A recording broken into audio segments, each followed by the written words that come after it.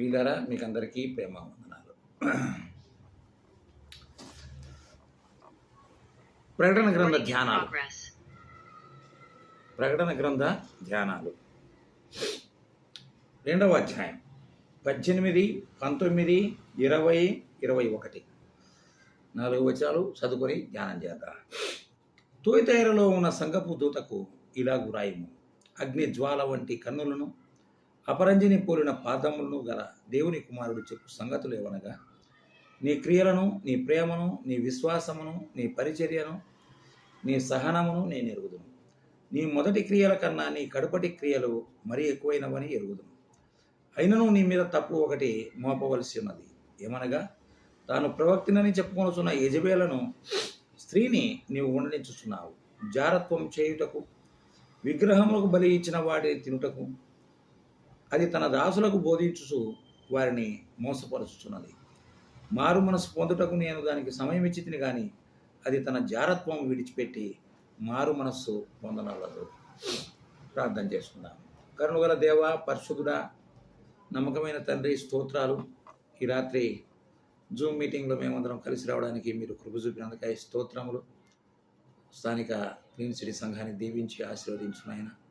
ఇంకా అనేక మంది సహోదరులు సహోదరులు కలుసుకున్నారు. తిరుపతి ప్రాంతం నుంచి కూడా సహాయం అనుగ్రహించండి. నీ మాటలు చదువుకున్నాం నాయన, వివరించడానికి నాకు ఎంత మాత్రం శక్తి లేదు, జ్ఞానం లేదు నాయన. నీ శిలోసాటను మరుగుపరిచి మాతో మాట్లాడుమని, ఈ బలహీనని మరుగుపరిచి నీ బలమైన మాటలు పలికి మమ్మల్ని దీవించుమని మా ప్రభువైన యేసు క్రీస్తు నామమున స్తోత్రం చెల్లించి ప్రార్థించి వేడుకుంటున్నాం తండ్రి. ఆమేన్.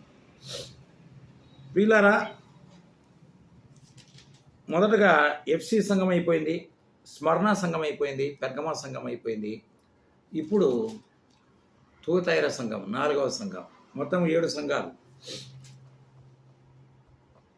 7 దీపస్తంభముల మధ్య సంచరించుతున్నటువంటి ప్రభు. 7 దీపస్తంభములు, 7 సంఘములు. ఈ మాట మనకు తెలుసు. 7 సంఘాలు. 3 సంఘాలు అయిపోయినాయి. ఇప్పుడు 4వ సంఘం తుయతైర సంఘము. ఈ 7 సంఘాలు కూడా చిన్న ఆసియా ప్రాంతంలో, అంటే ప్రస్తుతం ఉండే టర్కీ దేశంలో ఉన్నటువంటివని మనం ధ్యానం చేశాం. కొన్ని మైళ్ళ దూరంలో ఇవి అక్కడక్కడ ఆ ప్రాంతంలో ఉన్నాయి. తుయతైర అనగా అగ్ని, ఫ్లేమ్. అగ్ని లేక ఫ్లేమ్ అని అర్థం. ప్రియులారా, ఈ పట్టణం యొక్క ప్రాముఖ్యతను గురించి ఒక 2 నిమిషాలు మనం ఆలోచన చేసినట్లయితే, ఇది చాలా చారిత్రాత్మకమైనటువంటి స్థలము. చిన్న ఆసియాలో పడమటి దిక్కున ఉన్నటువంటి పట్టణం ఇది. ముసియా, లిదియా అనేటువంటి పట్టణాలకు సరిహద్దుల్లో ఉన్నటువంటిది. ఇది పెర్గమునకు తూర్పుగా, పెర్గమ సంఘానికి, పెర్గమ పట్టణానికి తూర్పుగా 40 మైళ్ళ దూరంలో ఉంది. ఫెలోపియా, ఇహిప్పా అను పేర్లు దీనికి పాత పేర్లుగా ఉండెను. అయితే క్రీస్తు పూర్వము 280వ సంవత్సరంలో అంతియోకయ రాజు దీనిని మరలా కట్టించి దీనికి తుయతైర అనే పేరు పెట్టినాడట. అర్థమైంది కదా? రైట్. ఆ తర్వాత ఇది గొప్ప పారిశ్రామిక పట్టణము. ఇక్కడ చేతి పనులు చేసుకునే వాళ్ళు ఎక్కువగా మంది ఉంటారు. ఇక్కడ రంగులు దిద్దడంలో వీళ్ళు ఎక్స్పర్ట్స్. గుడ్డలు, వస్త్రాలు నేయుట, రంగులు దిద్దుట, కలర్, రక్త ధూమ్ర వర్ణములు గలటువంటి గుడ్డలను తయారు చేయడంలో వీళ్ళు చాలా ప్రత్యేకత చూపిస్తూ ఉంటారు, రాజరికపు దుస్తులను. కాబట్టి మరొక విషయం ఏంటంటే, ఈ పట్టణపు వాస్తవ్యురాలు ఒక ఆమె ఉంది. ఎవరామె? మనకందరికీ తెలుసు, లూదియా. తుయతైర పట్టణస్థురాలు లూదియా. ఈ ఊరు లూదియాదే. లూదియా ఇక్కడ ఉన్నది. ఇక్కడి నుంచి ఆమె ఫిలిప్పీకి పోయింది, అక్కడ వ్యాపారం చేసింది. లూదియా తుయతైర నుండి ఫిలిప్పీకి వెళ్ళి ఫిలిప్పీలో వ్యాపారం చేసింది. ఆమె కూడా ఊదా రంగు పొడి అమ్మేటువంటి ఊదా రంగు పొడి అమ్మేటువంటి వ్యాపారవేత్త, మంచి అయితే దైవభక్తి కలిగినటువంటి స్త్రీ. ఈ పట్టణము ఫలవంతమైనటువంటి ఒక లోయలో ఉన్నటువంటి పట్టణం కాబట్టి మిలిటరీ వాళ్ళు అలాంటి వాళ్ళు కదలికలు అవన్నీ అక్కడ ఉండవు. వ్యాపారానికి చాలా అనుకూలంగా ఉంటుంది. ఇక్కడ అన్ని రకాల ప్రజలు ఉంటారు. అయితే యూదులు డామినేషన్, యూదులు ఎక్కువ మంది ఉంటారు. ముఖ్యంగా ఇక్కడ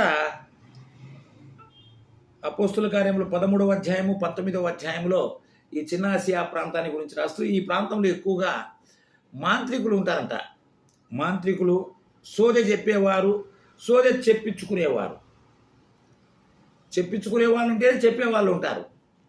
సోదె అనేది చిన్నప్పుడు నేను చిన్నపిల్లలప్పుడు మా ఊర్లో మా ఇంటికి వచ్చేవాళ్ళు మాకు సోది చెప్పిపోయేవాళ్ళు. మా మదరే కూర్చొని సోది చెప్పించుకునేది. సోద అది ఆ దినాల్లో మేము విగ్రహారాధికులమే, పూజలు చేసినటువంటి వారమే. కాబట్టి ఈ సోదలు చెప్పడము, సోదలు చేయించుకోవడము, అడగడము, ఈ మాంత్రిక విద్యలు, విగ్రహ పూజలు ఇవన్నీ ఉన్నప్పుడు జారత్వం కూడా ఎక్కువగా ఉంటుంది. ఇక్కడ సూర్యదేవత అయినటువంటి అపోల్లోను పూజ చేస్తారు. సూర్యదేవత అయినటువంటి అపోల్లోకు సూర్యుడికి మరొక పేరు అపోల్లో. కాబట్టి దీనికి పరిశుద్ధ పట్టణము అని కూడా వాళ్ళు పేరు పెట్టుకున్నారు, సూర్యుని పూజిస్తారు కాబట్టి. అంతేకాదు ఈ ప్రజల్లో అవినీతి ఎక్కువగా ఉంది. గుర్తుంచుకోండి, అవినీతి ప్రియులరా. ఈ మంత్రాలు, విగ్రహ పూజలు, జారత్వాలు ఎక్కడ ఉంటాయో అక్కడ ఈ అవినీతి కూడా ఎక్కువగా ఉంటుంది. ప్రజలు అవినీతి పరులు, క్రీస్తు మతానికి వ్యతిరేకులు ఎక్కువ మంది, విరోధులు, మతాన్ని గురించి చెప్పడానికి, ప్రకటించడానికి అంగీకరించరు, అనుమతించరు. అయితే ఇప్పుడు ఈ పట్టణం పేరు తూతైరా ఇప్పుడు లేదు, ఆ పట్టణం పేరు మారిపోయింది, స్థలం అదే. దీనికి ఆకేసార్ అనే పేరు ఉంది. ఆకేసార్ ఇక్కడ ఒక పెద్ద రైల్వే స్టేషన్ కూడా ఉంది. ఇప్పుడు ఇక్కడ ముస్లిమ్స్ ఈ ప్రస్తుతం గ్రీకులు, యూదులు ఈ 3 తెగల వారు ఉన్నారు. ముస్లిమ్స్, గ్రీకులు అలాగనే యూదులు ఎక్కువగా ఉన్నారు. ఇది ఈ పట్టణం యొక్క చరిత్ర. ఇప్పుడు మనం చూసినట్లయితే ఈ సంఘం ఎలా ఏర్పడింది అనే విషయాన్ని మనం ఆలోచన చేస్తే, ఇందాక మనం చదువుకున్నట్ల రీతిగా అపోస్తుల కార్యములు 16వ అధ్యాయంలో సోదరి లూదియా ఉంది అక్కడ, అవునా? చూడండి 16వ అధ్యాయము 13వ వచనం. 16వ అధ్యాయము 13వ వచనం. విశ్రాంతి దినమున గవిని దాటి నదీ తీరమున ప్రార్థన జరుగుననుకుని అక్కడికి వచ్చి కూర్చుండి కూడి వచ్చిన స్త్రీలతో మాట్లాడుచుంటివి. ఇది ఫిలిప్పీ పట్టణంలో జరిగినటువంటి సంఘటన. నదీ తీరం ఉంది ఫిలిప్పీ పట్టణానికి దగ్గరలో. అక్కడ ప్రార్థనా సమావేశాలు జరుగుతూ ఉంటాయి. ముఖ్యంగా స్త్రీలు కూర్చొని ప్రార్థన చేస్తూ ఉంటారు. అప్పుడు లూదియాను దైవభక్తి గల ఒక స్త్రీ వినుచుండెను. ఆమె ధూమ్రవర్ణము చూర్ణమును అమ్ము తుయతేర పట్టణస్థురాలు. ప్రభు ఆమె హృదయం తెరిచిన కనుక పౌలు చెప్పిన మాటల యందు ఆమె లక్ష్యముంచెను. అర్థమైందా? ఈమె తుయతైర పట్టణస్థురాలు. తుయతైర పట్టణం పేరు అపోస్తల కార్యములు 16వ అధ్యాయంలో మొట్టమొదటిసారిగా మనకు కనపడుతుంది. ఆ పట్టణస్థురాలు ఫిలిప్పీలో ఉండి ఆమె ప్రభు నమ్ముకున్నది. ప్రభు అయిన యేసుక్రీస్తుల గురించినటువంటి సువార్త పౌలు బోధించగా దేవుడు ఆమె హృదయమును తెరచెను అని చెప్పబడుతుంది. దేవుడు ఆమె హృదయాన్ని తెరచెను కనుక పౌలు చెప్పినటువంటి సువార్త యందు ఆమె లక్ష్యం ఉంచి ఆమె యేసు ప్రభువును నమ్ముకున్నది. 15వ వచనంలో ఆమె ఇంటి వారిను బాప్తిసం పొందినప్పుడు ఆమె, మీరు నేను ప్రభువునందు విశ్వాసం గలదానని ఎంచినలా నా ఇంటికి వచ్చి ఉండునని వేడుకొని మమ్మను బలవంతం చేశాను. ఈమె కాదు, ఈమె కుటుంబం అంతా కూడా ప్రభువు నమ్ముకున్నది. అదొకటి ప్రాముఖ్యమైనది. కుటుంబ సభ్యులు కూడా ప్రభువు నమ్ముకున్నారు. ఎంత గొప్ప విషయం! సత్యము ఎరిగితే ఆ సత్యము అది అలాగనే వెళ్ళిపోతూ ఉంటుంది. సత్యం ఎరగని వాళ్ళు చెప్పరు, చేయరు కూడా. ఈమె సర్వసత్యంలోనికి నడిపించబడింది. యేసు ప్రభు రక్షకునిగా స్వీకరించింది. అంతేకాదు తన కుటుంబం అంతా కూడా రక్షించబడింది. ఎంత గొప్ప విషయం! ఆ తర్వాత చూడండి, ఈ 16వ అధ్యాయం 40వ వచనం, చిట్ట చివరి వచనం. పౌలు శీలలు చెరసాల్లో నుండి విడుదలై బయటకు వచ్చారు. వారు చెరసాల్లో నుండి వెలుపలికి వచ్చి లూదియా ఇంటికి వెళ్ళిరి. అక్కడ సహోదరులను చూచి ఆదరించి బయలుదేరిరి. దీన్ని బట్టి లూదియా ఇంట్లో కూడా ఒక సంఘం ఉంది అనేది మనకు అర్థమవుతుంది. అవునా? వీళ్ళు చెరసాలకు పోయి వచ్చే లోపలనే లూదియా ఇంటిలో సహోదరులు మరికొంతమంది కూడుకున్నారు. అంతా కలిసి ప్రార్థన చేస్తున్నారు. పౌలు శీలలు వచ్చి ఆ చెరసాల నుంచి బయటకు వచ్చిన తర్వాత వారిని దర్శించారు, వారితో మాట్లాడారు, వారికి శుభం చెప్పి వారు వెళ్ళిపోయారు. ప్రియులారా, ఈమె ద్వారా ఈమె సొంత గ్రామం, సొంత పట్టణమైనటువంటి తోతైరాకు సువార్త వెళ్ళినట్లుగా మనము ఆలోచన చేసుకోవచ్చు. ఈమె కుటుంబ సభ్యులు ప్రభు నమ్మినారు. వారు తరచుగా వెళ్ళి వస్తున్నారు వాళ్ళ ఊరికి. తన సొంత గ్రామం మీద, పట్టణం మీద, సొంత బంధువుల మీద ఆమెకున్న మక్కువ చేత ఆమె సువార్త ప్రకటించింది. ఆమె ప్రకటించింది, లేదా మరి కొంతమంది సేవకుల ద్వారా తీసుకెళ్ళి కూడా ప్రభు పని అక్కడ చేసి ఉండవచ్చు. అలా తూయితైరలో సంఘం ఏర్పడడానికి లూదియా కారకురాలు అయి ఉండవచ్చు అని ఈ వచనాల ద్వారా మనము అర్థమవుతూ ఉంది. ప్రియులారా, ఇది చాలా ప్రాముఖ్యమైన విషయం. మనము నమ్మడమే కాదు, మనము నమ్మిన తర్వాత ఈ సంగతులను లోకానికి వివరించడం కూడా చాలా గొప్ప విషయం. మన బంధువర్గంలో కానీ, మనకు తెలిసిన వాళ్ళ మధ్యలో కానీ, మనకు అందుబాటులో ఉన్నటువంటి గ్రామాల్లో కానీ, మనకు అందుబాటులో ఉన్నటువంటి పట్టణాల్లో కానీ ప్రభువైన యేసుక్రీస్తు యొక్క సువార్తను ప్రకటించి సంఘాలను ఏర్పాటు చేయడం అనేది ఒక గొప్ప అద్భుతమైన కృపావరము. ఆ కృపావరం లూదియాకు ఉన్నది. తన సొంత పట్టణమైనటువంటి తురైతైర పట్టణస్తురాలు ఆ పట్టణంలో సంఘము ఏర్పాటు చేసింది. సంఘము ఆడ కొనసాగించబడినట్లుగా మనం చూస్తూ ఉన్నాం. ఇది మనకంతో గొప్ప హెచ్చరిక. మనం సువార్తలో మన భాగం ఎంతమందికి మనం సువార్త చెప్తున్నాం, ఎన్ని సంఘాలు కట్టాము, ఎంత సేవ చేశాము, ఎవరి దగ్గరికి వెళ్ళాము, ఎవరికి చెప్పాము. నీకున్న బలము, నీకున్న ఆరోగ్యము, నీకున్న శక్తి, దేవుడిచ్చిన రక్షణ, అనుభవ జ్ఞానం, ఇవన్నీ ఏమవుతున్నాయి ఈనాడు? ప్రభు సేవ కొరకై మనం వాటిని అన్నిటిని కూడా వినియోగించవలసినటువంటి వారంగా ఉన్నాం. ప్రియులారా, వయసు దాటిన తర్వాత పరిచర్య చేయలేం. మాకు తెలుస్తూ ఉంది, వయసు పెరుగుతూ ఉంది, పరిగెత్తడానికి శక్తి కూడా తగ్గుతుంది, నిలబడడానికి శక్తి తగ్గుతుంది, మాట్లాడడానికి శక్తి తగ్గుతూ ఉంది. అందుకనే యవ్వన కాలమున యెహోవా కాడి మోయుట నరుడికి మేలు. దాన్ని మోపినవాడు ప్రభువే. యవనస్తులుగా ఉండి ఆరోగ్యము బలము ఉన్నప్పుడే నీ సమయాన్ని, నీ ధనాన్ని, నీ యొక్క విశిష్టమైనటువంటి అనుభవ జ్ఞానాన్ని ప్రభు సేవకై వినియోగించాలి.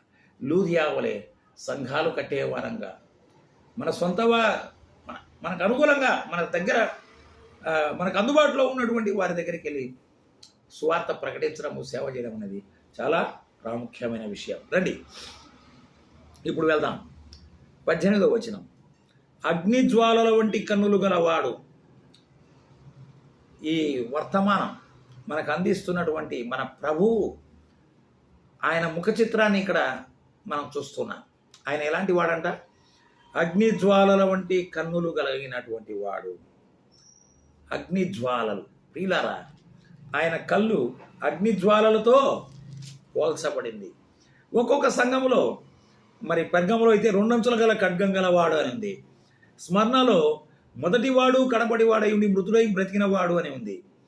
ఎఫ్సిలో 7 నక్షత్రములు కుడి చేత పట్టుకొని 7 దీపస్తంభముల మధ్య సంచరించువాడు అని ఉంది. మరి ఇక్కడికి వచ్చిన తర్వాత అగ్ని జ్వాల వంటి కన్నులు గలవాడు. అగ్ని జ్వాల వంటి కన్నులు గలవాడు.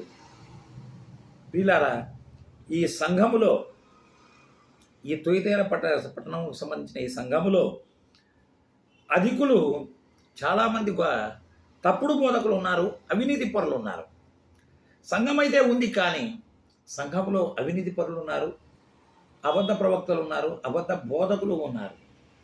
అందుకనే ఆయన అగ్ని జ్వాలల వంటి కన్ను గలవాడు అని అంటున్నాడు. అగ్ని జ్వాలల వంటి కన్నులు. అగ్ని, ఆ కన్నులలో వచ్చే ఆ కోపాగ్ని పాపమును ఉపేక్షించదు. పాపమును గురించినటువంటి కోపము ప్రభు కళ్ళలో రగులుతుంది. ప్రియులారా, నిజంగా చూడండి, ఈయన కళ్ళను గురించి 4 మాటలు చెప్తాను. దానియేలు గ్రంథం 10వ అధ్యాయము 6వ వచనం. ప్రభువైన యేసుక్రీస్తు యొక్క కళ్ళు, అవునా? ఆయన శరీరం రక్తవర్ణము రాతి వంటిది, ఆయన ముఖము మెరుపువలే ఉండెను, అతని కన్నులు జ్వాలామయమైన దీపములు. అర్థమైందా? ఆయన గురించి చెప్పబడుతుంది. ప్రకటన గ్రంథం 1వ అధ్యాయం 14వ వచనం. ఆయన తల వెంట్రుకలు తెల్లని ఉనిని పూలినవై హిమవంత ధవలంగా ఉండెను, ఆయన నేత్రములు అగ్ని జ్వాలల వలె ఉండెను. ప్రకటన 1:14. ఆయన కన్నులు అగ్ని జ్వాలలు. పరమగీతంలో అయితే చూడండి, పరమగీతంలో సొలొమోను ఏమని వర్ణించాడో చూడండి ఈ కళ్ళను గురించి. 5వ అధ్యాయము, పరమగీతం 5వ అధ్యాయము 12వ వచనం. అతని నేత్రములు నదీ తీరములందుండు గువ్వల వలె కనపడుచున్నవి. గువ్వల కళ్ళు, అవి పాలతో కడగబడినట్టుగా ఉన్నవి. పాలతో కడగబడినటువంటి కళ్ళు అంటే అవి చక్కని తాచిన రత్నముల వలెనున్నవి. గువ్వల కళ్ళు కలిగినటువంటి ప్రభు ఇప్పుడు ఎలా ఉన్నాయంట? అగ్నిజ్వాలల వలె ఉన్నాయట. గువ్వల కళ్ళు ఇవి ప్రభు యొక్క కళ్ళకు ఆయన కళ్ళను గురించి వర్ణించిన ప్రియురాలు వర్ణించేటువంటిది, అవునా? ప్రియురాలు వర్ణించేటువంటి, సంఘము వర్ణించేటువంటిది. నేత్రములు కలిగినటువంటి వాడు, మహోన్నతమైనటువంటి వాడు. యోహాను సువార్తలో చూడండి, యోహాను సువార్త మనకందరికీ తెలుసు. లాజరు ఉన్నాడు కదా. యోహాను సువార్త 11వ అధ్యాయంలో లాజరు చనిపోయాడు, అవునా? గువ్వ కళ్ళు, పాలవలే ఉన్నటువంటి కళ్ళు కలిగినటువంటి ప్రభువైన యేసుక్రీస్తు 11వ అధ్యాయము 35వ వచనంలో మనం చూసినట్లయితే, యేసు కన్నీళ్లు విడిచిన కళ్ళు, దయా కనికరము, సంతోషించు వారితో సంతోషించుడి, ఏడ్చువారితో ఏడువుడి, ఒకరి ఎడల ఒకరు మనసు కలిగి ఉండుడి అన్నాడు. ఆయన దయగల కళ్ళు, కనికరము గల కళ్ళు. ఎదుటి వారు ఏడుస్తుంటే తను కూడా తన కళ్ళలో నీళ్లు తెచ్చుకున్నవాడు, కఠినాత్ముడు కాదు, ప్రేమామయుడు మన ప్రభు. యేసు కన్నీళ్లు విడిచెను అని మనం చూస్తున్నాం. హెబ్రీ పత్రిక 5:7లో ఆయన నిజస్వరూపం అక్కడ మనకు కనపడుతుంది. ఈ లోకంలో ప్రభువైన యేసుక్రీస్తు వారు ఆ గొప్ప శ్రమలు అనుభవించినప్పుడు ఆయన అనుభవించిన వేదన, శోధన మనము హెబ్రీ పత్రిక 5వ అధ్యాయము 7వ వచనంలో మనం చూడగలుగుతాం. శరీరధారి అయి ఉన్న దినములలో మహారోదనముతోనూ కన్నీళ్లతోనూ తన్ను మరణము నుండి రక్షింపగల వారికి ప్రార్థనలు, యాచనలు సమర్పించి భయభక్తులు కలిగి ఉన్నాను. రోదనము, కన్నీళ్లతో ఉన్నటువంటి కళ్ళు అయ్యా, గువ్వల కళ్ళు, పాలతో కడిగినటువంటి కళ్ళు. అర్థమైందా? మధురమైన నేత్రములు కలిగినటువంటి వాడు, ఆహ్లాదకరమైన నేత్రములు కలిగినటువంటి ప్రభు, దయా కనికరము కలిగినటువంటి నేత్రములు కలిగినటువంటి వాడు ప్రభు. తను హింసించుచూ ఉండగా తను కన్నీళ్లతో, రోదనముతో ఆయన తండ్రి సన్నిధిలో ప్రార్థించినటువంటి వాడు, కన్నీళ్లతో ప్రార్థించినటువంటి వాడు. అలాంటి ప్రభువు మరణించి సమాధి చేయబడి తిరిగి 3వ దినమున మృత్యుంజయించి లేపబడిన తర్వాత ఆయన పలుకుతున్న మాటలు ఏందయ్యా అంటే, ఈ తుయతైర సంఘాన్ని గురించి పలుకుతున్న మాటలు ఏందయ్యా అంటే, ఆయన అగ్నిజ్వాలల వంటి కన్నులు కలవాడు. అంటే పాపమును కాల్చి వేయగల పవిత్రమైన కళ్ళు గలవాడు. పాపమును ఉపేక్షించడు. పాపమును కాల్చి, పాపము చేయువారిని కూడా కాల్చడానికి ఆయన సిద్ధంగా ఉన్నాడు. అవును కదా. కోరాహు సంబంధాలు 250 మంది మోషే మీద తిరుగుబాటు చేసినప్పుడు ప్రభు యొక్క కోపాగ్ని వారి మీద రగులుకున్నది. ఆయన కోపాగ్నికి నిలబడగలవాడు ఎవడు? రౌద్రముతో నింపబడిన ఆయన కళ్ళ ఎదుట నిలబడగలవాడెవడు? ఇప్పటి వరకు దయగల ప్రభువునే మనం చూసినాం, కానీ ఆయన తీర్పు తీర్చున్నప్పుడు, ఆయన మనల్ని గురించి ప్రశ్నలు అడిగినప్పుడు ఆయన తీక్షణమైన కళ్ళలోకి మనం ఎంత మాత్రమూ చూడలేము. అందుకనే ఆ సంఘాన్ని గురించి మాట్లాడుతున్నాడు, నువ్వు మారు మనస్సు పొందుము అంటున్నాడు. ఆ తర్వాత చూడండి, ఈ కళ్ళను గురించి మరొక మాట అంటున్నాడు. ఏమని? అపరంజి పోలిన కళ్ళు అయిపోయింది. అపరంజి పోలిన పాదములు గలవాడు. అపరంజి వంటి పాదములు, కళ్ళు పాదములు, కళ్ళు చెప్తున్నాడు, పాదములు చెప్తున్నాడు. ప్రియులారా, అపరంజి అనగా it is nothing but fine brass, మంచి ఇత్తడి, విలువైనటువంటి దగదగ మెరిసే ఇత్తడి. ఇత్తడి కఠినత్వానికి సదృశ్యం. అవునా? వెండి బంగారములు మెత్తదానికి మెత్తగా ఉంటాయి, కానీ ఇత్తడి కఠినత్వము తీర్పునకు సాదృశ్యం, తీర్పునకు సాదృశ్యం. కాబట్టి ప్రియులారా, ఆయన బలమైన కాళ్ళు కలిగినటువంటి వాడు, అంటే శక్తి గలవాడు.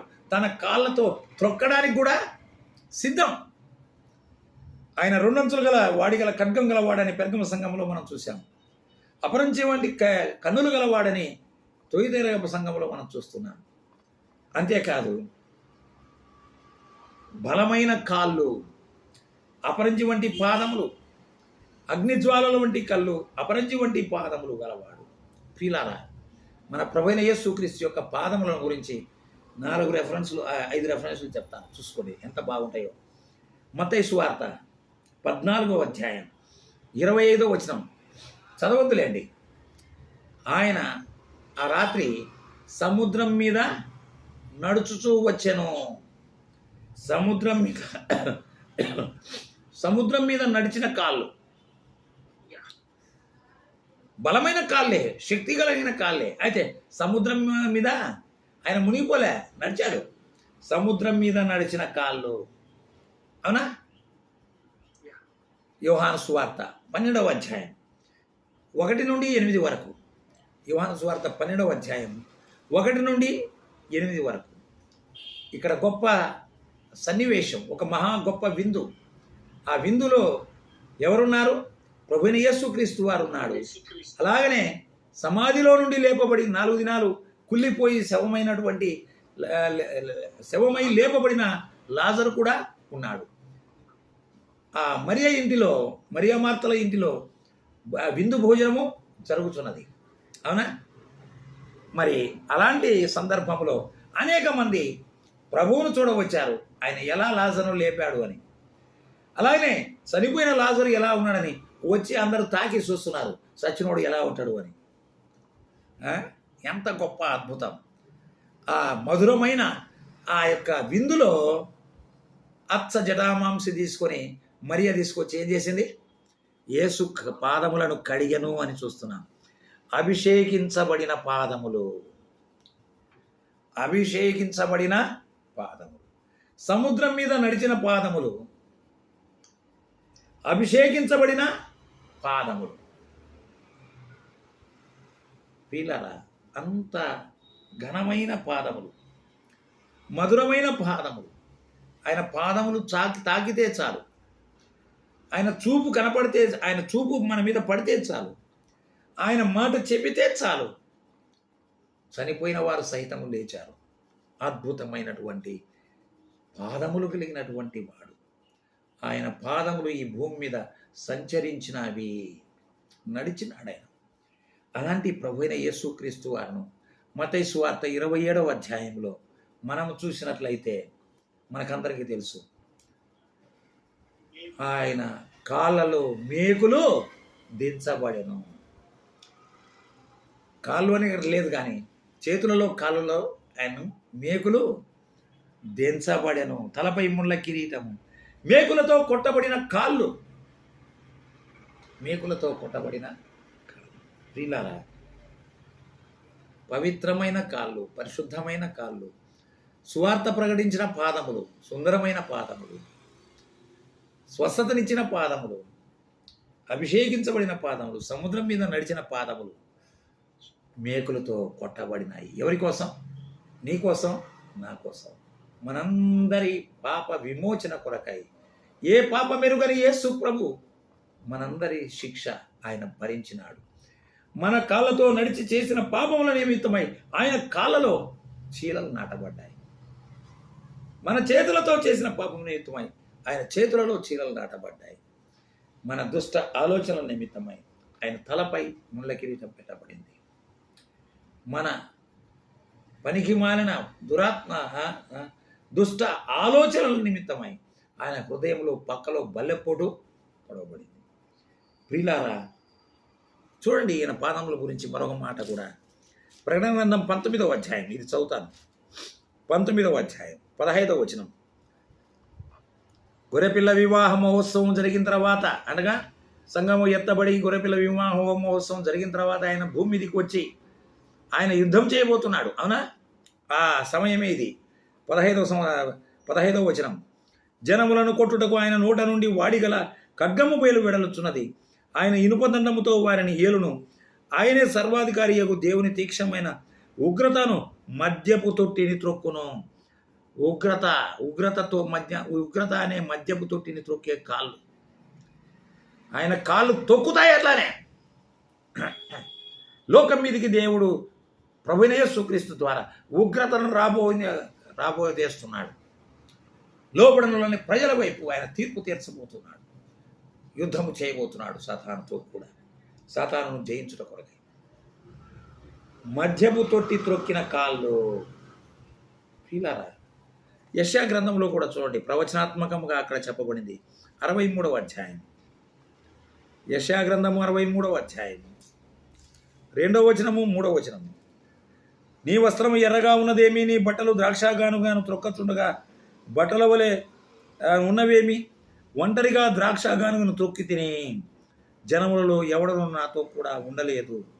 ఒంటరిగా ద్రాక్ష గానుగను త్రొక్కి తిని. ఇది ప్రభు అనుభవించబోయే శ్రమలైతేనేమి, రెండవ రాకడలో ఆయన చేయబోయే యుద్ధం అయితేనేమి, ఆయన త్రొక్కెను అని మనం ఇక్కడ చూస్తూ. కాబట్టి ప్రియులారా, అపరంజి వంటి పాదములు కలిగినటువంటి వాడు, బలమైన కాళ్ళు శక్తికి సాదృశ్యముగా చెప్పబడుతున్నాయి. ఆ తర్వాత చూడండి 2వ అధ్యాయం 18వ వచనం. అగ్నిజ్వాల వంటి కన్నులను అపరంజిని పూలిన పాదములు కలిగిన వాడు దేవుని కుమారుడు చెప్పు సంగతులు ఏవనగా. 3వది ఏంటంటే ఆయన దేవుని కుమారుడు. ప్రకటన గ్రంథం 1:13లో అక్కడే పేజీ వెనక్కి తిప్పిస్తాను. అక్కడ ఏమనుంది? మనుష్య కుమారుడు అని ఉంది. మనుష్య కుమారుడు అనగా సంపూర్ణ మానవుడు, దేవుని కుమారుడు అనగా సంపూర్ణ దేవుడు. అంటే దేవుని కుమారుడు అంటే సంపూర్ణ దేవుడే. యోహాను సువార్త 1:18లో ఆ మాట చెప్పబడుతుంది. అద్వితీయ కుమారుడు. ఆయన ఎవరు? అద్వితీయ కుమారుడు. యోహాను సువార్త 17వ అధ్యాయంలో కూడా చెప్పబడుతుంది, 1వ వచనంలోనే. అద్వితీయ కుమారుడు. ఆయన అద్వితీయ కుమారుడు, దేవుని కుమారుడు, సంపూర్ణ దైవత్వం కలిగినటువంటి వాడు. ఆయన సంపూర్ణ దేవుడే. ఆయన దేవుడైనటువంటి ప్రభువైన యేసుక్రీస్తు పలికే మాటలు ఇవి. ఇక రండి అసలు విషయంలోకి వెళ్దాం. 19వ వచనానికి వెళ్తున్నాం. ఇక్కడ ఈ సంఘంలో ఉన్న మెప్పుల గురించి చెప్తున్నాడు. నీ క్రియలను, నీ ప్రేమను, నీ విశ్వాసమును, నీ పరిచర్యను, నీ సహనమును నేను ఎరుగుదును. నీ మొదటి క్రియల కన్నా కడపటి క్రియలు మరి ఎక్కువ ఉన్నవని ఎరుగుదును. ఆయన మనల్ని ఎరిగిన వాడు, మన అంతరంగమును ఎరిగినటువంటి వాడు. ఆయనకు ఎవరు సాక్ష్యం ఇవ్వాల్సిన అవసరము లేదు. మన సంగతులన్నీ తూచా ఎరిగినటువంటి వాడు ఆయనే. ఆయనే ఆయనే ఆయనే. ప్రియులారా, 2:19లో చూడండి, 5 విషయాలు ఇక్కడ చెబుతున్నాడు. ఈ సంఘానికి ఉన్నటువంటి 5 గొప్ప మెప్పులు. 1, నీ క్రియలు నేను ఎరుగుదును. నంబర్ 1, నీ క్రియలు. నంబర్ 2, నీ ప్రేమను నేను ఎరుగుదును. నంబర్ 3, నీ విశ్వాసమును నేను ఎరుగుదును. నంబర్ 4, నీ పరిచర్యను నేను ఎరుగుదును. నంబర్ 5, నీ సహనమును నేను ఎరుగుదును. 5 మంచి లక్షణాలు ఉన్నాయి. ప్రతి సంఘానికి కావాల్సింది ఇవే. మన పనులు మంచివిగా ఉండాలా, అంతే కదయ్యా. అందరి ఎడల ప్రేమను పంచేటువంటి సంఘముగా ఉండాలి. విశ్వాసం సంపూర్ణంగా కలిగి ఉండాలి. ప్రభు కొరకు పరిచర్య చేసేటువంటి వారంగా ఉండాలి. కష్టాల్లో శ్రమల్లో ఓర్పు సహనం కలిగి ఉండాలి. ఈ క్రియలు నీకున్నవి నేను ఎరుగుదును అంటున్నాడు. సోదరుడా సోదరి, మనలో ఉన్నటువంటి మంచి లక్షణాలు, విశ్వాసులుగా మనకున్నటువంటి లక్షణాలు, మంచి లక్షణాలు దేవుడు ఎరుగును. మన సంఘములో మన ప్రవర్తన ఎరుగును. సంఘం యొక్క ప్రవర్తన కూడా ఎరుగును. సార్వత్రిక సంఘముగా సంఘం యొక్క ప్రవర్తన కూడా ఎరుగును. అంతేకాదు మరొకటి కూడా ఆయన ఎరుగునట. ఏంటది? నీ మొదటి క్రియల కన్నా కడపటి క్రియలు మరీ ఎక్కువని ఎరుగుదును. ఇది ఒక చాలా మంచి స్టేట్మెంట్. ఎలాగా అంటే, మామూలుగా ప్రతి చోట కూడా ఫస్ట్ బెస్ట్గా ఉంటుంది, లాస్ట్ వరస్ట్గా ఉంటుంది. అవునా? సంఘాలు కూడా చూడండి, ప్రారంభించిన కొత్తలో ఉన్నటువంటి ప్రేమ, అభిమానాలు, పలకరింపులు, సేవ, పరిగెత్తడం అదంతా రాను రాను అని ఏమవుతుంది? తగ్గిపోతుంది. అంతే కదా. ఇప్పుడు కానా వివాహంలో కూడా అంతే. మొదట మంచిది ఉంటుంది, లాస్ట్లో జబ్బు రసం ఉంటుంది. కానీ ప్రభు దాన్ని ఏం చేశాడు? మంచి రసంగా మార్చాడు. ఇక్కడ అలాగనే చెప్తున్నాడు, నీ మొదటి క్రియల కన్నా కడపటి క్రియలు మరీ ఎక్కువైనవని నేను ఎరుగుదును.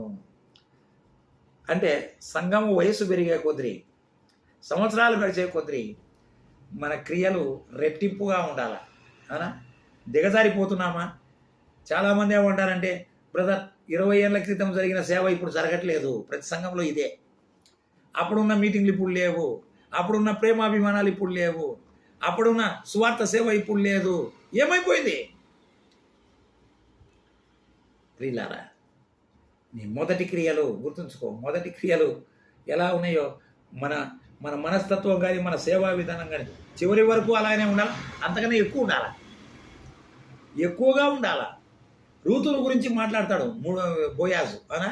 రూతు గ్రంథం 3:10లో ఏమని మాట్లాడతాడు? 3వ అధ్యాయం 10వ వచనంలో, మునుపటి సత్ప్రవర్తన కంటే వెనుకటి సత్ప్రవర్తన మరీ ఎక్కువగా మంచిగా కనపడుతున్నది అంటాడు. అంటే మొదట మనం చూసిన దానికన్నా కూడా సంఘంలో ఉజ్జీవం కానీ, ఉత్సాహం కానీ ఎక్కువగా ఉండాలి, పెరుగుతూ ఉండాలి, తగ్గిపోకూడదు. ప్రియులారా, ఇవి మనకు హెచ్చరికలుగా ఉన్నాయి. మన సంఘాలు ఎలా ఉన్నాయి? కొత్తగా వింత, పాతగా రోతలాగా ఉంటాయి. ఇప్పుడు సంఘాలు కొత్తలో చాలా వింతగా కనపడతాయి, పాతయి కొద్ది రోత అయిపోతాయి. లోపాలు, ప్రతి ఒక్కరు లోపాలు వెతికే వాళ్ళే. ప్రతి ఒక్కరూ ఆడిపోటి మాటలు, చూడిపోటి మాటలు మాట్లాడే వాళ్ళే. సేవ తక్కువ, మాటలు ఎక్కువ. ప్రేమ తక్కువ, ద్వేషం ఎక్కువ. క్రియలు తక్కువ, సోమరితనం ఎక్కువ. పరిచర్య తక్కువ, చేతులు కట్టుకొని కూర్చోవడము ఎక్కువ. ఓర్పు తక్కువ, కోపము ఎక్కువ. సంఘాలలో నేటి పరిస్థితి ఇలా ఉందని చెప్పడానికి చింతిస్తున్నాం. అయితే ఈ తొయతేర సంఘము అలా కాదు. క్రియలలోను, ప్రేమలోను, విశ్వాసంలోను, పరిచర్యలోను, సహనమును ఎక్కువగా ఉన్నాయి. ఇవి పెరుగుతూనే ఉన్నాయి. మంచిది. మొదటి క్రియల కన్నా కడపటి క్రియలు బ్రహ్మాండంగా ఉన్నవి. మీ సంఘాన్ని గురించి ప్రభు ఏం ఆలోచన చేస్తున్నాడో మీరు ఆలోచన చేయండి. మీ యొక్క క్రియలను బట్టి ప్రభు యొక్క మాటలు కూడా ఆధారపడి ఉంటాయి. అంటే మన క్రియలను, మన మాటలను, మన సర్వస్వాన్ని దేవుడు చూచుచున్నాడు. You should not forget. దేవుడు ఎక్కడలే, ఏం చూస్తాడులే అని అనుకోవద్దు. దేవుడు చూస్తాడు, నేను ఎరుగుదును అంటున్నాడు. నీ మంచి తెలుసు నాకు, నీ చెడ్డ కూడా తెలుసు అంటున్నాడు. ఆ విషయాన్ని మనం మర్చిపోకూడదు. రండి ఇప్పుడు 20వ వచనానికి వెళ్దాం. అయినను నీ మీద తప్పు ఒకటి మోపవలసి ఉన్నది. తప్పు మాత్రం ఒక తప్పు ఉంది. ఏమిటా తప్పు? తాను ప్రవక్తనని చెప్పుకొనుచున్న యెజబెలు స్త్రీని నీవు ఉండనిచ్చుచున్నావు. ఒక తప్పు. తాను ప్రవక్తనని చెప్పుకునేటువంటి యెజబెలు అనే ఒక స్త్రీ ఉంది. ఆ పై వచనంలో మెప్పు చెప్పాడు, కిందికి వచ్చిన కల్లా తప్పు. మెప్పు ఎంత గొప్పగా ఉందో తప్పు కూడా అంతే గొప్పగా ఉంది. ఎట్లా ఎట్లా సంఘాలు ఏమైపోతాయి? ఏమవుతాయి భవిష్యత్తులో ఈ సంఘాలన్నీ? నిద్రపట్టదు, ప్రార్థన చేయాలనిపిస్తుంది. అవునా? తరాలు మారిపోతున్నాయి, బోధకులు మారిపోతున్నారు, సేవకులు మారిపోతున్నారు, పెద్దలు మారిపోతున్నారు, పరిచారకులు మారిపోతున్నారు. తరం వెంబడి తరం వస్తుంది. మునుపున్న ఆసక్తి ఇప్పుడు ఉంటుందో లేదో తెలియదు, రాబోయే తరానికి ఎలా ఉంటుందో తెలియదు. ఇదిగో ఇక్కడ ఒక ప్రవక్తిని వాళ్ళ సంఘంలో అక్కడ ఉంచుకున్నారు. కాబట్టి ఇక్కడ పలుకుతున్నాడు ఆ మాట.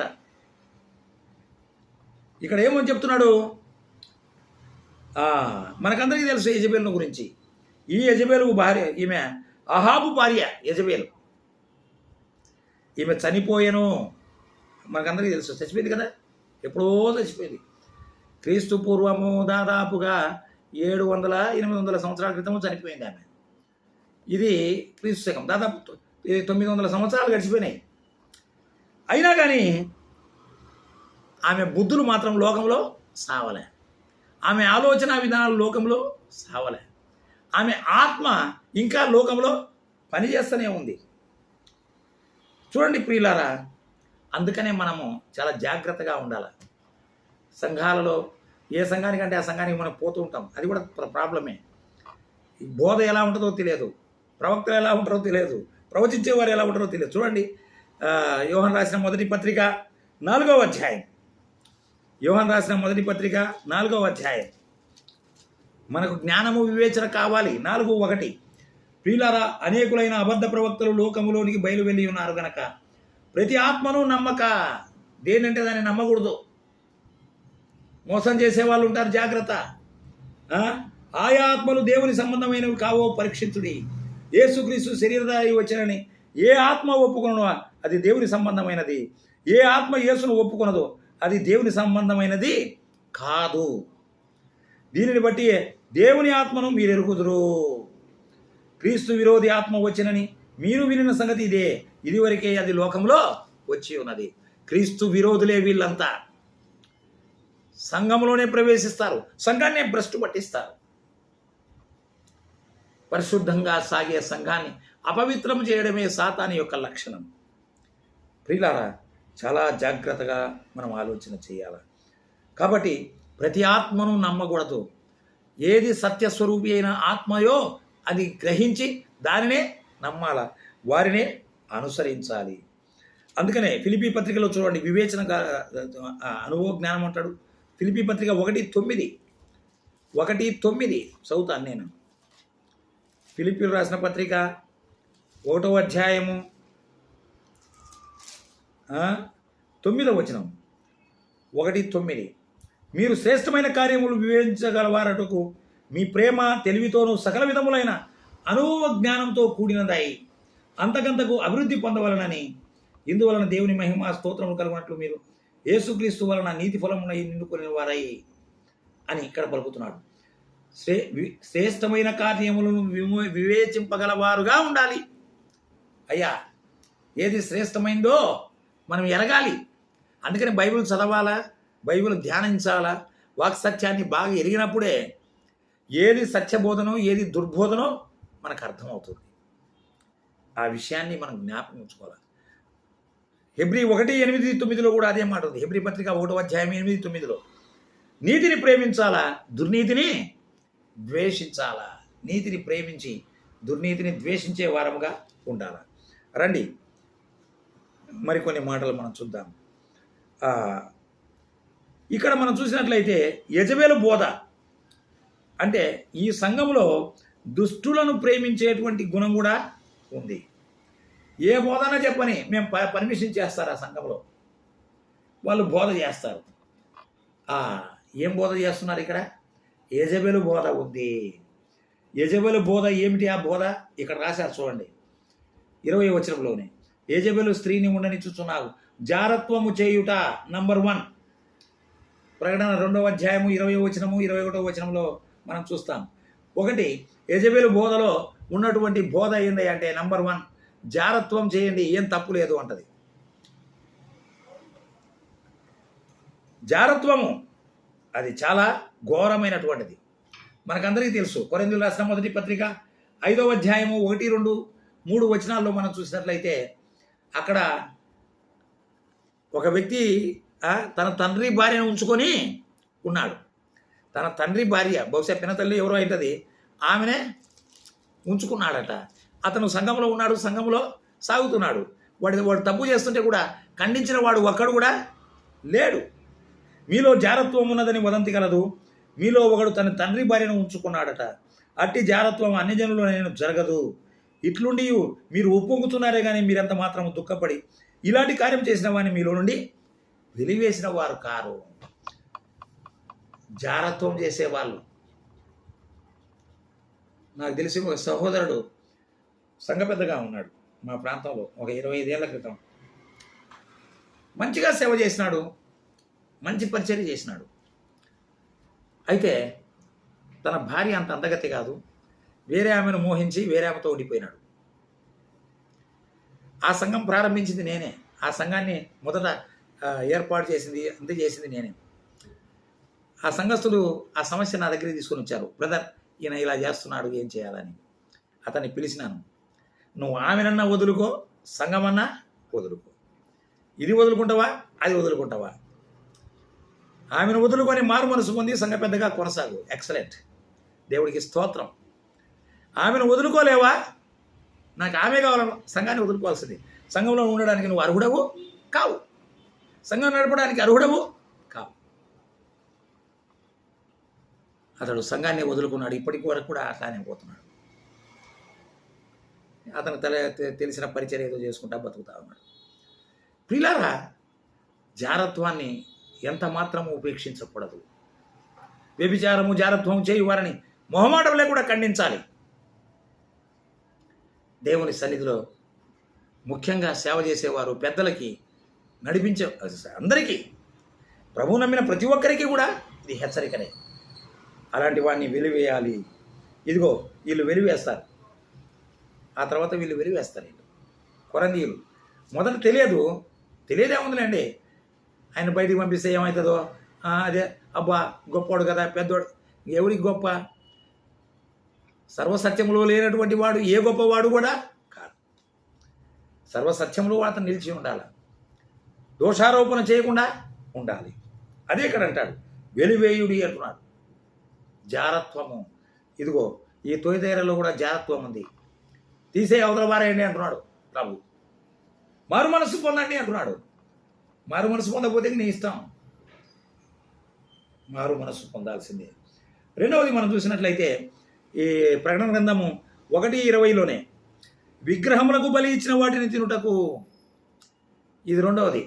విగ్రహాలకు బలి ఇచ్చింది తినాలనా తినకూడదా? విగ్రహారాధన ఈనాడు మనం ఇక్కడ చూస్తున్నాం, ప్రపంచమంతా కూడా చాలా చోట్ల ఉంది. ఆనాటి కాలంలో క్రీస్తు శకము 100వ సంవత్సరం లోపల విపరీతమైన విగ్రహారాధన ఉంది. విగ్రహారాధన, విగ్రహానికి అర్పించింది తినొచ్చా తినకూడదా? దీని గురించి పెద్ద కథ, వాదోపవాదాలు ఉన్నాయి. దాని గురించి కొరింథీయులకు రాసిన మొదటి పత్రిక 8వ అధ్యాయంలో చాలా వివరంగా పౌలు రాశాడు. అవునా? విగ్రహాల బలి అర్పించిన వాటి విషయమని 8వ అధ్యాయం అంతా రాశాడు. మళ్ళీ 10వ అధ్యాయానికి వచ్చిన తర్వాత 10వ అధ్యాయము 19వ వచనంలో చూడండి. ఇక నేను చెప్పినదేమి, విగ్రహార్పితములో ఏమైనా ఉన్నదని, విగ్రహములలో ఏమైనా ఉన్నదని చెప్పుదునా? విగ్రహార్పితంలో ఏమీ లేదు, విగ్రహాల్లో కూడా ఏమీ లేదు. కానీ అన్యజనులు అర్పించు బలులు దేవునికి కాదు, దయ్యములకే అర్పించుతున్నారని చెప్పుచున్నాను.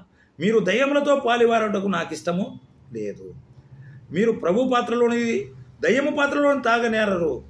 ప్రభు బల మీద ఉన్నదా దానిలోను, దయ్యపు బలముల మీద ఉన్న దానిలోను పాలు పొంద నేరరు అంటూ విగ్రహార్పితము దాని గురించి ఖండిస్తున్నాడు పౌలు. కొరంథీలో ఈ కథ ఉంది, తొయితైరలో కూడా ఉంది. కొరంథీలో పౌలు పత్రిక రాసిన తర్వాత సర్దుకున్నారు, వీళ్ళు ఇంకా సర్దుకోలే. వీళ్ళు ఇంకా ఈ తొలితేర వాళ్ళు సర్దుకోలే. అందుకనే ప్రభు ఒక నేరం మోపుతున్నాడు. మూడో విషయానికి వెళ్దాం. జారత్వము చేయుట, విగ్రహములకు బలి అర్పించిన వాటిని తినుట, అది నా దాసులకు బోధించుచు. ఏం పర్వాలేదు, తినండి చేయండి అంటే వాళ్ళు ఉంటారు సంఘాల్లో, అవునా?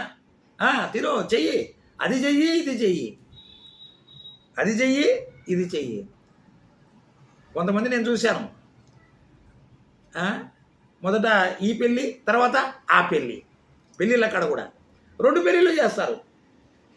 ఇది మనకు అర్థం కాదు, ప్రత్యేకత అనేది అర్థం కాదు. అది నా దాసులకు బోధించుచు, బోధ చేస్తుంది. సంఘములో బోధ ఉంది, ఇవి ఏం చేసినా ఇబ్బంది లేదని. మోసపరుచుచున్నది. మూడవది ఏందయ్యా? మోసం. 1 జారత్వం, 2వది విగ్రహాలకు బలి, 3వది మోసం. ఈ మోసం అనేది, దీని గురించి ఆలోచన చేస్తే, ఎక్కడైతే ఈ జారత్వము, విగ్రహారాధన ఇవి ఉంటాయో, విగ్రహార్పితం ఉన్నాయో, అక్కడ చిల్లంగితనం ఉంటుంది. అర్థమైందా? 4వది యెజబెలు బోధలో మోసం చేసేటువంటిది ఏంటంటే చిల్లంగితనము, మాంత్రిక సంబంధాలు, మాంత్రికంగా మంత్రాలు వేయడం అయింది. అంతేకాదు ఈ యెజబెలుకు ఉన్నటువంటి ఈ యెజబెలు లక్షణాలు ఇంకా ఒక 3 ఉన్నాయి. ఇప్పుడు 4 చెప్పాను కదా. 5వ దానికి వెళ్దాం ఇప్పుడు. 5వది 2వ రాజుల గ్రంథం. ఈమె బోధ ఏంటో, ఈమె పరిస్థితి ఏందో మనకు తెలిస్తే అదే బోధ చేస్తూ ఉంటుంది. 2వ రాజుల గ్రంథం 9వ అధ్యాయం 30వ వచనం. 9:22 చదవండి. ఫస్ట్ 22 చదువుకుందాం. యెహోరాము యెహూను చూచి యెహూ క్షేమమా అని అడుగగా, నీ తల్లి అయిన యెజబెలు జారత్వమును, చిల్లంగితనమును ఇంత అపరిమితమై ఉండగా క్షేమం ఎక్కడ నుండి వచ్చును? సో 4వది చిల్లంగితనం. యెజబెలు బోధలో ఉండేటువంటిది ఏంటి? 4వది చిల్లంగితనము. అదే మాంత్రిక విద్య, మంత్ర సంబంధాలు అనేది. 9:30 యెజబెలు బోధలో ఉండేటువంటి 5వ విషయం. 5వ విషయమే 9:30. యెజ్రెయేలు ఊరికి వచ్చిన సంగతి యెజబెలు నాకు వినపడిన కనుక ఆమె తన ముఖముకు రంగు పూసుకొని శిరోభూషణములు ధరించుకొని కిటికీలో నుండి కనిపెట్టి చూస్తుండగా, అప్పటికి ఆహాబు చనిపోయాడు. యెజబెలు కొడుకు యెహోరాము రాజ్యం వెళ్తున్నాడు. యెహూ దేవుని చేత అభిషేకించబడిన వాడై యెహోరామును చంపివేశాడు. తన కుమారుడు చనిపోయినాడనే విషయము యెజబెలుకు అర్థమైంది. యెహూ ఇప్పుడు యెజబెలును చంపడానికి వస్తున్నాడు. ఆమె తన ముఖానికి రంగు పూసుకొని శిరోభూషణం అంటే బ్యూటీ పార్లర్కి వెళ్ళి అన్నీ సెట్ చేసుకొని వచ్చి కిటికీలో నుంచి చూస్తుంది. ఆమె వయసు ఎంత? 55, 60 దాటిపోయింది. ఆ వయసులో ఈమె మేకప్ వేసుకొని కిటికీలో నుండి యెహూను చూస్తుంది. కారణం ఏంటో తెలుసా? తన అందము చేత యెహూను కూడా వశపరుచుకొని ఈ రాజ్యము యెహూ వశము కాకుండా కాపాడుకోవాలనేది ఆమె ఉద్దేశం. అంటే జారత్వము చేయడంలో ఆమె నంబర్ 1. ఎక్కడ ఎవరినైనా వదిలిపెట్టదు. తన అందంతో ఇతరులను పడగొట్టేటువంటి గుణం కలిగినటువంటిది. ముఖానికి రంగు వేసుకునేటువంటి గుణం. ఇది 5వది. 6వది చూద్దాం. మనకందరికీ తెలుసు.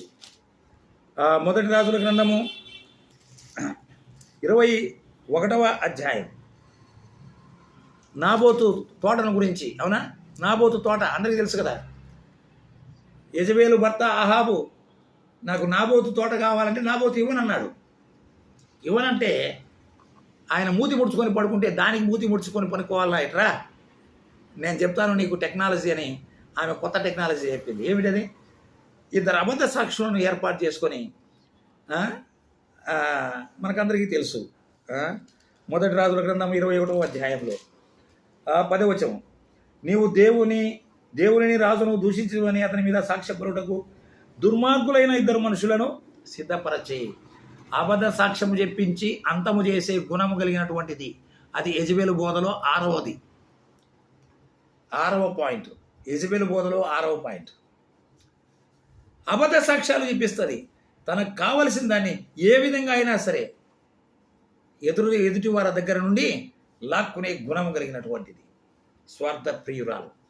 తన స్వార్థం కొరకు ఎదుటి వారిని చంపడానికి కూడా వెనుకాడనటువంటి వేషధారి, ఘోరమైన ఆలోచన కలిగినటువంటి స్త్రీ. ఆ తర్వాత చూడండి 18వ అధ్యాయం, మొదటి రాజుల గ్రంథం 18వ అధ్యాయం 4వ వచనం. 4, 13 ఉన్నాయి. 4 చదువుదాంలే చాలు. యెజబేలు యెహోవా ప్రవక్తలు నిర్మూలన చేయుచుండగా వారిని ప్రవక్తలను హింసించి చంపడమేమే లక్ష్యం. దేవుని ప్రవక్తలను చంపడమే. 13వ వచనంలో కూడా యెజబేలు యెహోవా ప్రవక్తలను హతము చేయుచుండగా. అర్థమైందా? చంపే గుణము. ప్రవక్త దేవుడైన యెహోవాను తృణీకరించింది. ఆ యెహోవా ప్రవక్తలను కూడా చంపించింది. అలాంటి ఇది ఆమె బోధ. ఈ బోధలు అంటే ఏం చేసినా ఏం కాదులే అని సంఘంలో బోధించేటువంటి వారిని కొంతమంది ఈ తొలితేర సంఘంలో ఈ యెజబేలు బోధ చెప్పేవాళ్ళు ఉన్నారు.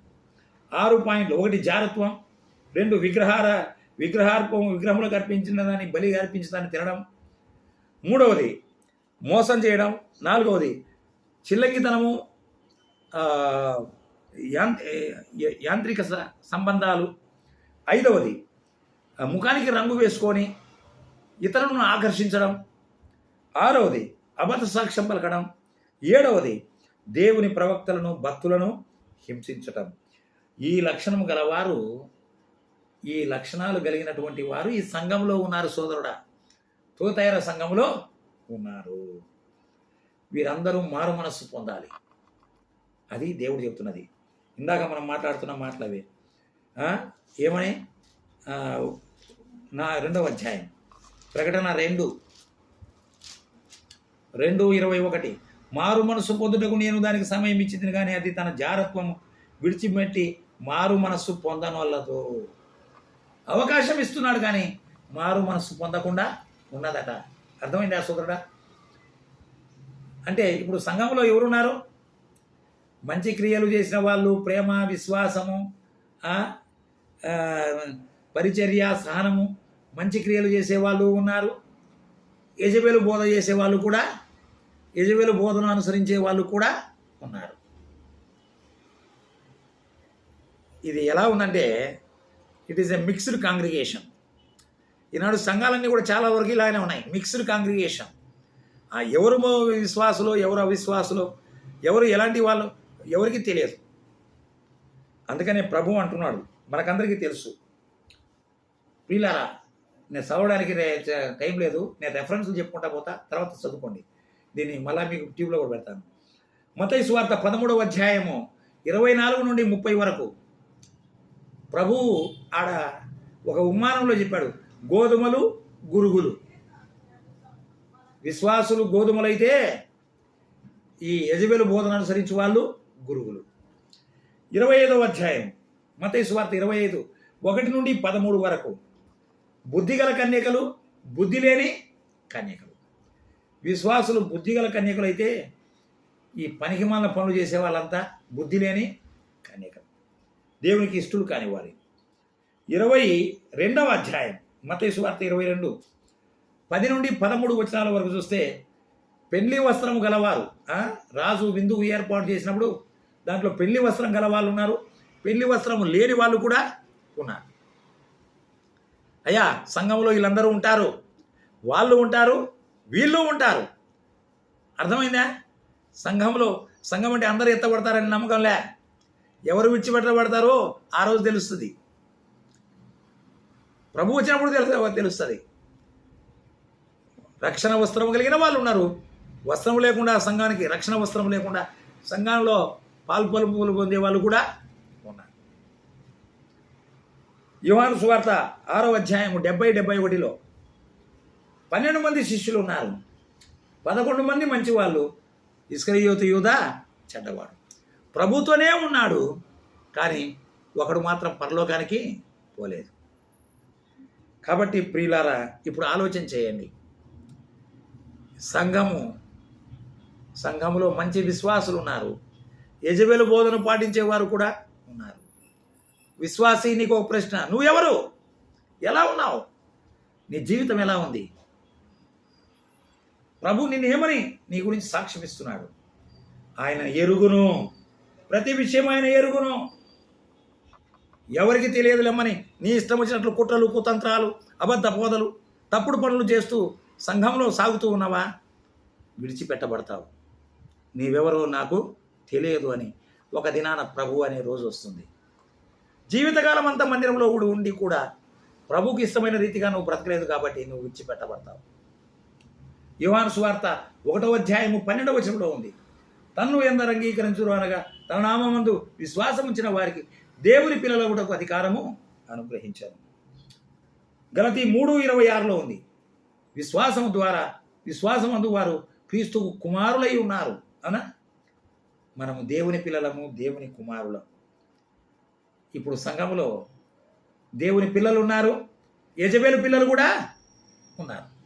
దేవునికి పిల్లలు ఉన్నారు, యెజబెలు పిల్లలు కూడా ఉన్నారు. ఇతరులు మనం చేసే ప్రార్థనా కూడికలలో అందరూ పాలు పంపులు పొందవచ్చు, కానీ వారు పరలోకానికి పోరు. ప్రభువైన యేసుక్రీస్తునందు విశ్వాసం ఉంచి ఆయన కొరకు జీవించు వారే పరలోకానికి కొనుక్కోబడతారు. మిగతా వారు విడిచిపెట్టబడతారు. వారికి నాశనము తప్పదు. ఓ విశ్వాసి, వేషధారి అయిన విశ్వాసి, సంఘంలో నువ్వు సాగుతున్నావు. నీ జీవితం ఏంటి? నీ బ్రతుకేంటి? ఎవరి కోసం నువ్వు జీవిస్తున్నావు? నీ క్రియలు ఎలాంటి? యెజబెలు బోధతో నువ్వు సాగుతున్నావు ఆ సంఘంలో, నీ జీవితం ఘోరంగా ఉంటుంది. ప్రభు కొరకు జీవించు, ప్రభు కొరకు సాగు, ప్రభు పరిచర్య చేయి, నమ్మకమైన పరిచర్య చేయి.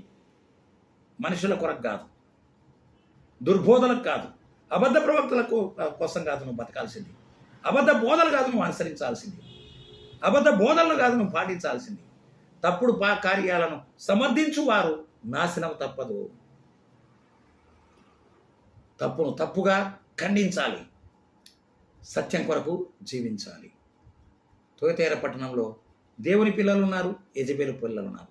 మరి మీ సంఘంలో దేవుని పిల్లలు, యెజబెలు పిల్లలు ఎవరో మీరే తెలుసుకోండి. నీ విశ్వాసం ఏంటో నువ్వే తెలుసుకొని నువ్వే ప్రభు కొరకు సత్యం కొరకు జీవిస్తూ ఇంకా యెజబెలు పిల్లలుగా ఉన్నటువంటి వారు మారు మనసు పొందండి. ప్రభు అవకాశం ఇస్తున్నాడు. బ్రతుకు మార్చుకొని ప్రభు కొరకు జీవించే విశ్వాస యాత్రలో సాగండి. దేవుడి వాక్యం మన కొరకు దీవించును గాక. ఆమెన్. Thank you brother.